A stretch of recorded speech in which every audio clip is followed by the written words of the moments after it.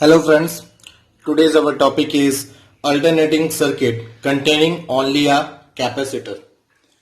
Now as you see in this circuit only capacitor is connected with a supply, that is epsilon equal to epsilon naught sine omega t. So we can simply write as shown in figure, a pure capacitor C connected is across a source of EMF, that is epsilon equal to epsilon naught sine omega t. This is what the supply which is given into a circuit. Clear? Now from this we can write at any instant potential difference across the capacitor is equal to applied EMF. Clear? This potential difference across the capacitor is equal to applied EMF. So we can write voltage of capacitor is equal to applied EMF, which is epsilon. Now we already know V is equal to Q by C. So it is Q by C, putting value of epsilon, it is epsilon naught sine omega t. From this we get the charge. So charge Q is equal to C epsilon naught sine omega t. From this charge, now we can able to calculate current. Therefore, current at any instant is, that is current I is equal to dq by dt. Putting value of charge in this, we find it is d by dt C epsilon naught sine omega t. Clear? Now the C and epsilon naught is constant, so it is d by dt of sine omega t. Differentiation of sine omega t is omega cos omega t. So by that this will be omega C epsilon naught cos omega t. Clear? Now here this term here we are letting it as I naught. So this equation will become as I is equal to I naught cos omega t. We can write this term as I is equal to I naught sine omega t plus pi by 2. Clear? So this is in second quadrant, pi by 2 plus theta. In that sine is positive, so we get cos omega t as positive. Now we can turn this cos omega t as sine omega t plus pi by 2. So this is the equation of current for only capacitor. Clear? Let it be equation 1 and here equation 2, where I naught is equal to omega naught C epsilon naught. Clear? This omega naught C can be written as epsilon naught by 1 by omega C, which is equal to current amplitude. Current amplitude. Clear? Now from this two equation 1 and 2, that is voltage and current equation, we can able to plot the phasor diagram. Let's see the phasor diagram.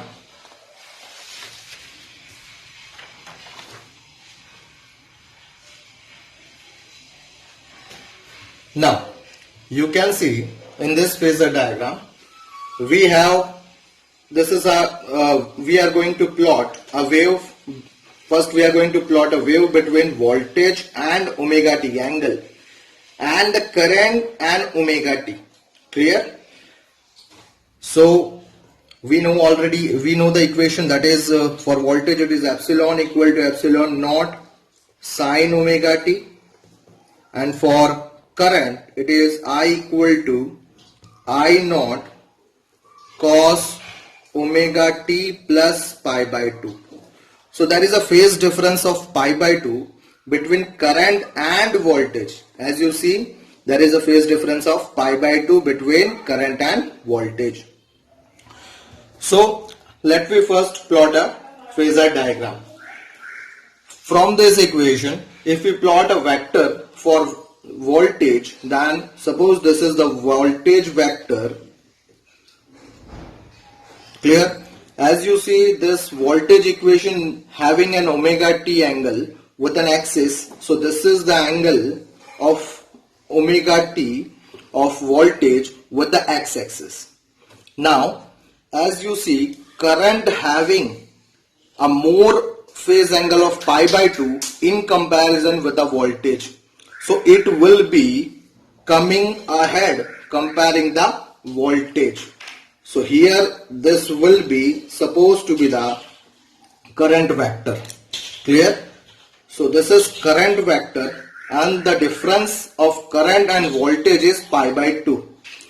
Current is pi by 2 more than voltage. So this angle is pi by 2 more. Clear? Now from this phasor diagram, if we plot a wave of voltage and current, then that will be, suppose we are plotting first the wave of voltage.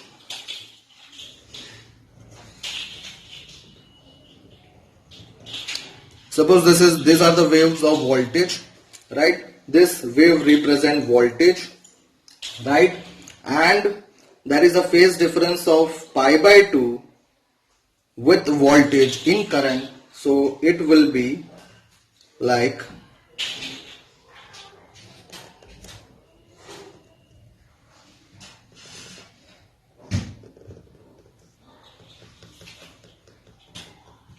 this. So this is current wave, right?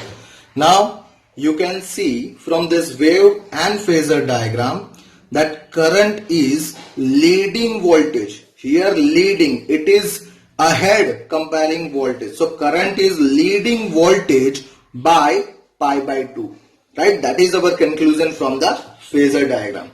So on comparing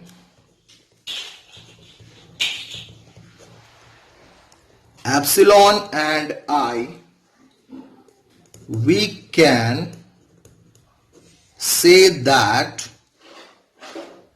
in pure capacitive circuit, current leads voltage by phase angle pi by 2. Clear? So this is what we are talking about, that current is leading. It leads voltage by phase angle of pi by 2. Here current is leading voltage by pi by 2. Or you can write this statement by other way, like voltage lags behind current by phase angle pi by 2, right? So this is the other way we are talking, that voltage is lagging behind by current by phase angle pi by 2, or you can say that current is leading voltage by phase angle pi by 2. So this is the phase angle here. So phase angle is pi by 2. Clear? This is what the phasor diagram conclusion. Clear? Now, very important quantity, that is capacitive reactance. That is capacitive reactance. Reactance we already know. Reactance is the property of resistance or opposition offered to the AC supply, that is offered in only resistor, right? So if it is by capacitor, so we simply say it is a capacitive reactance. Let's see, comparing the relation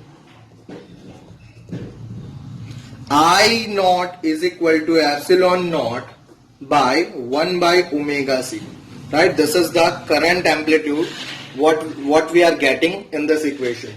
So comparing the relation I naught equal to epsilon naught by 1 by omega t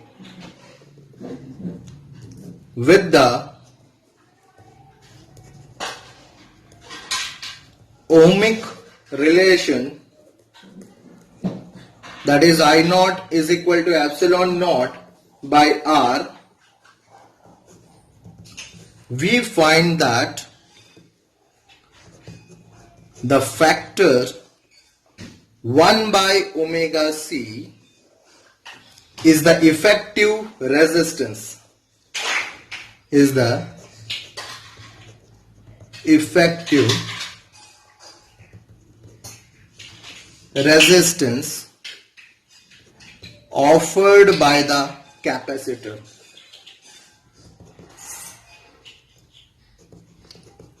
to the flow of AC. Clear? So on comparing this two equation, we can see as resistance work in resistor, similarly 1 by omega c work as a resistance in capacitor. It only allow to flow AC. It offered resistance to the DC supply. Clear? So it is called capacitive reactance, and it is denoted by Xc. X is for reactance and C is subscript which is showing it is for what? Means if it is Xc, then it is capacitive reactance. If it is XL, then it is inductive reactance. Clear? Thus,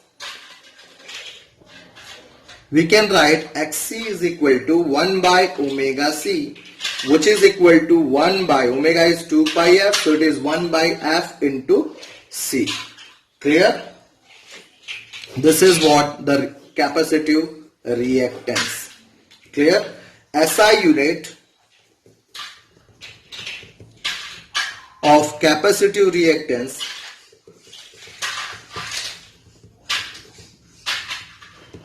is ohm. Clear? For AC, Xc is inversely proportional to F, frequency. As you see from this equation, for AC, Xc is inversely proportional to F. For DC, in DC we know frequency is 0. Therefore, by this relation, we can write Xc is equal to infinite, which means here capacitive reactance offered infinite resistance to the DC supply. Remember that. Thus, we can write as also equation IRMS is equal to I naught by root 2, that we know. What is I naught? I naught is epsilon naught. From this equation, it is epsilon naught by 1 by omega c into root 2. Clear? Now, this epsilon naught by root 2 can be written as ERMS. So it is ERMS by 1 by omega c. Now, this 1 by omega c is capacitive reactance, which is represented by Xc. So this is ERMS by Xc. Clear? So this is what capacitive AC circuit containing only capacitor. Clear? Thank you.